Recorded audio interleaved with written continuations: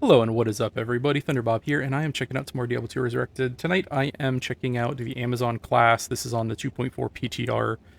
There have been a number of substantial changes to a bunch of skills and builds, and that's what I'm covering. I've got, I don't know, close to 10 videos up by now showing a lot of the major changes, and I'll be doing more of these in the next week until Dying Light comes out next week, and then I'll be playing that for a little bit. But for the moment, I am digging into the PTR. This build specifically is based around the bow and crossbow and the fire skills in particular. Not a lot of people use these. I've always kind of liked exploding arrow. For cows in particular, it's really effective. And it's even better now. They increased the scaling on it at the high end. It gets more benefit, it seems like, from the plus skills. And yeah, this build was actually sent to me. The save file was sent to me from a viewer, Watermoonslice, who's been very, very helpful, suggesting builds and giving me suggestions for some of the builds. And I have substantially changed it. I've run this once previously before changes. And what I've done is I've changed out the charms. Before there were a lot of these 3-20-20 charms, and I've changed them out for bow and crossbow skill charms. This build is basically around the fire and the strafe, and I'm heading more for fire now, and I found that the plus skill charms actually substantially improve the damage more so than the 3-20-20s. So my strafe damage is definitely hurt, but my fire damage is up. You could lean the other way if you wanted to, but that's what I'm doing here. I'm going to go through the build and the items real quickly. So all the fire skills, 20 in strafe, and then I've got enough to get 59% there, penetrate, pierce. With my razor tail, I've got 100% pierce rate. Down to decoy if I want to use it. Nothing in javelin. Strafe, it's not doing anywhere near as much damage as the other build was. I think I was hitting closer to 10,000, but it's nice to deal with physical immunities. And then for the gear, I'm using Hand of Justice. This adds about 300 average fire damage to my Immolation and my Exploding Arrow. Same thing with Dragon, that's why I'm using this. I'm 3179, I take it off 2793. So 2793 to 3179. That's a pretty big jump for your exploding damage. Got this rare diadem on here with the plus skills and 2 fire facets. High Lord's Wrath, Volcathos for the plus skill, Razor Tail for the piercing, Ravenfrost for they cannot be frozen, Gore Rider, Crushing Blow, Deadly Strike, Open Wound, though none of those are really carried on the explosion. The bolt that pierces all the enemies, it does carry that from my understanding, as well as your strafe if you use that. And then some nice bracers here with Mana Steel, because I don't have any Mana Steel anywhere else. Plus skill charms. I know these are pretty expensive. This I want to test out on the very high end and just see if it's competitive with some of the other really popular builds out there. That's kind of the purpose of this series. I think I will go back and do some kind of mid-levels later, but if you're watching this, that's my main thought is I kind of know how Blizzard and how Blessed Hammer and how Lightning Fury works at the very high end, and what I'm trying to provide is a comparison to those with the new changed builds. So the biggest change was Exploding Arrow now scales better, and also the synergies for both of these were substantially improved. And then Strafe, I talked about in my other video, it also had the 25% damage reduction removed and higher overall damage. So that's where we're at. We're going to go through and do cows. Let me look at stats real quick. Just enough strength for my gear. Rest of dexterity. This is definitely a glass cannon build. My Bosons typically are. I definitely need better resist. I'd probably play around with the charms a bit more and maybe swap out. But you're kind of limited when you're trying to get enough fire damage. The Dragon and the Hand of Justice, and then all your plus skills. So I definitely need to play around and try to make it a little bit more tough, but it does okay. I'm going to start at player 1 difficulty, which I think I've already set to, yeah. And then we'll bump it up from there. Yeah, so let's get started.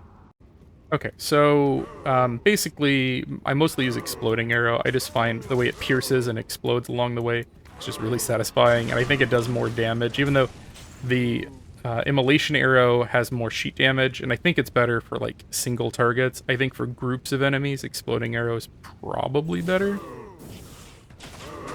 And this player 1 difficulty, you know, 1 or 2 shots generally kills, you know, a whole group of cows.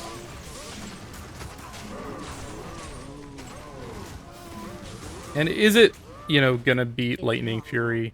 Probably not. I don't think any of these new builds is gonna beat a fully kitted out Lightning Fury with Infinity and all the, you know, Griffins and all that stuff. I don't think that was the intent. You know, Blizzard was trying to make these competitive and playable, and I would say it's definitely meeting that. But is this going to replace some of those high-end builds? It's probably not. But it's fun. Like, if you want to mess around with a fire Amazon, this is certainly playable. And you can see some strafe action going on there. It's definitely not doing as much damage as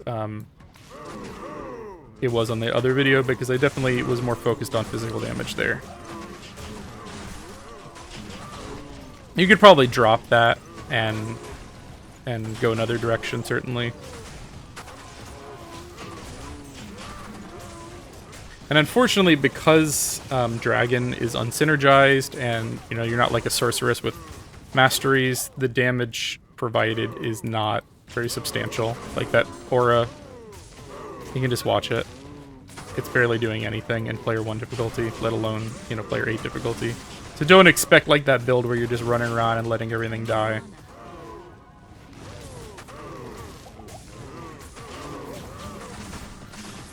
I'm gonna bump up the difficulty here. And definitely players 8,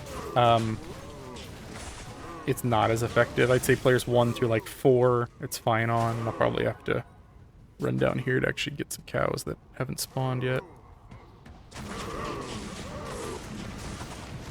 Yeah, you can see it's taking longer, but it's still actually pretty competitive, I would say.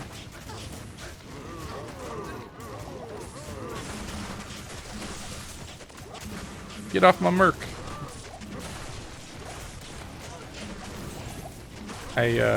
He's actually pretty well built out. I don't know. Seems a little squishy right now. Oh, it's definitely taking longer. But it's working. Like, it's faster than some popular builds out there, like, I don't know, like Meteorb or something. You know, something that's like hybrid and isn't focused purely on damage.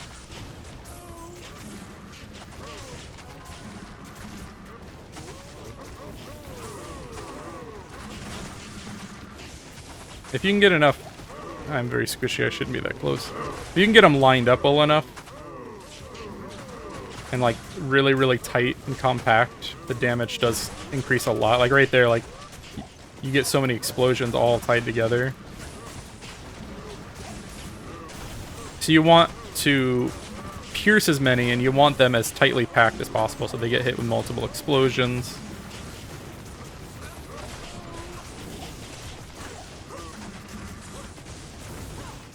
If I ever run out of mana, I can always just strafe.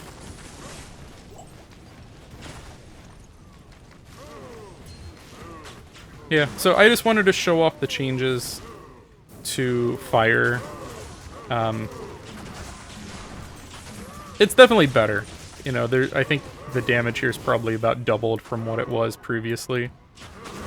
But I still don't think people are going to be probably running this as like a meta build and like the top build or anything.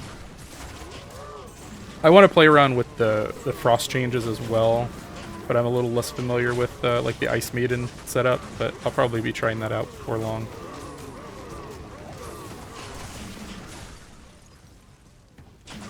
But you can see here, it's a quite effective player 1, and it's playable at player 8.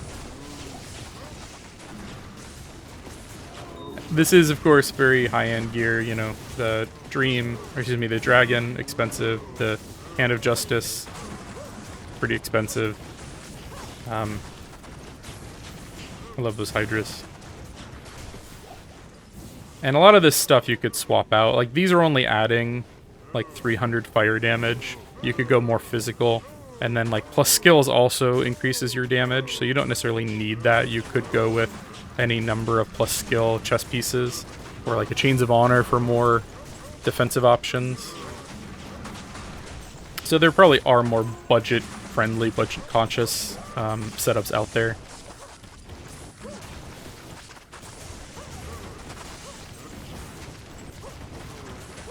Alright, I'm going to end it here. If you enjoyed this video, you can check out some of my other content. I've got a ton of Diablo 2 Resurrected videos and a bunch for the new PTR build. I also play some other games. I'll be playing Dying Light when it comes out next week. Super excited about that. If you watch some and you enjoy what you're seeing, definitely think about giving me a subscription. I would appreciate it. Thank you again for watching, and have a great night.